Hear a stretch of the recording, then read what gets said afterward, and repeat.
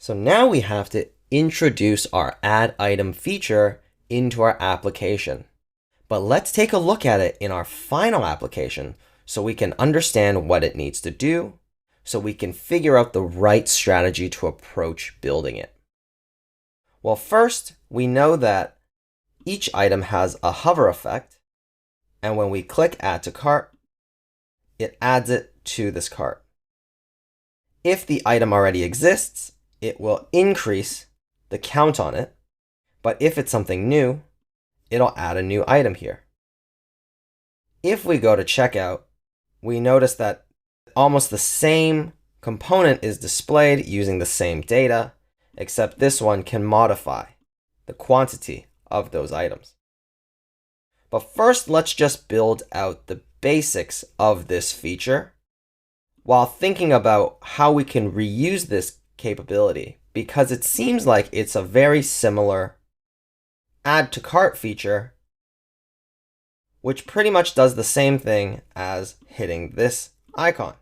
We're still adding these items to the cart and increasing the quantity. But the first thing we should tackle is just converting our collection item to have this hover effect, and then set up our Redux files for our cart to be able to store our items. So let's go back to our application and let's first modify this component. What we need to do is actually go to our custom button component, and we are going to first need to invert the colors based on a property, just like we did when we added this custom class of Google sign-in and those Google sign-in styles.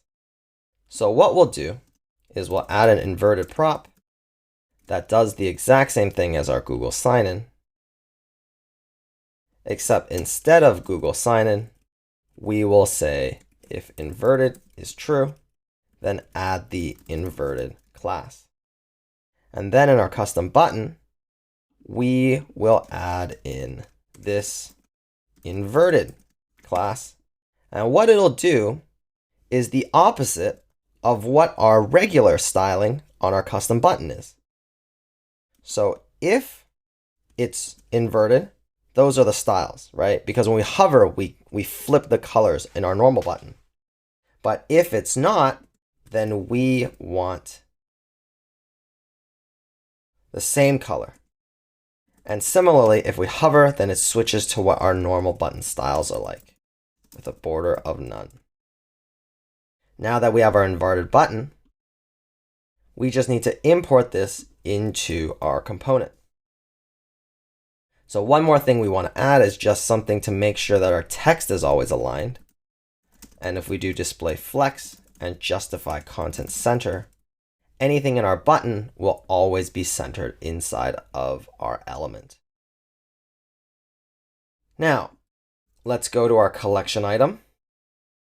And in our collection item, what we are going to add is our custom button from our component custom button. And we're just going to put it after our collection footer.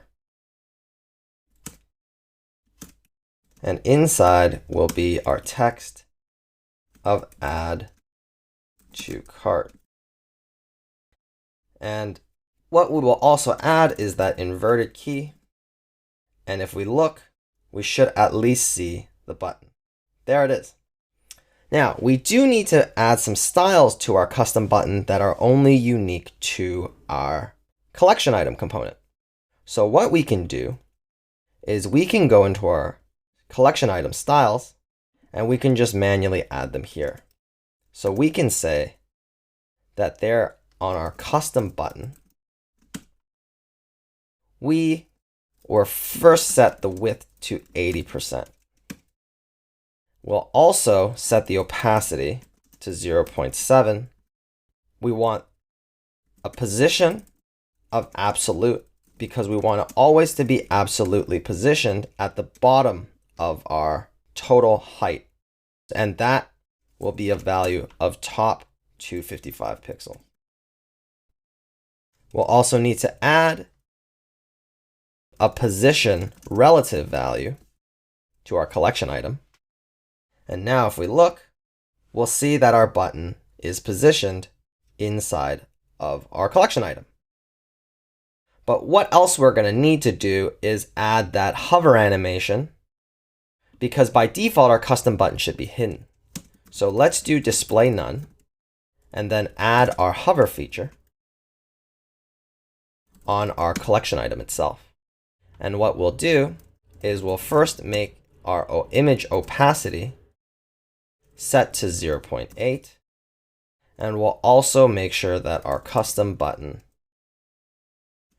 gets an opacity value of 0.85. Also need to add our display flex so that we display it. And now if we see, we have our hovering feature on our collection item.